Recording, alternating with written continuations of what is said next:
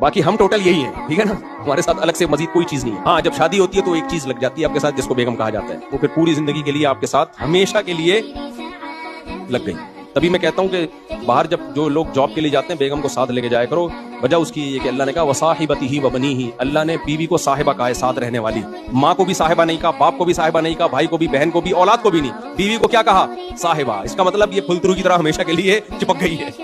خواتین کو غصہ آتا ہے میرے اس لفظ پہ, لیکن بھائی میں تو تعریف میں کہہ رہا ہوں نا, یہ چپک گئی ہے. پھلترو اس لیے کہتا ہوں کہ جو کپڑوں میں بعض دفعہ نا ریشمی کپڑوں پہ ایک دھاگا چپک جاتا ہے, دیکھا ہوگا بعض دفعہ بچپن میں ایسا بہت ہوتا تھا. تو ہم کیا کرتے تھے, اس دھاگے کو ہٹایا, ہاتھ سے چپک گیا.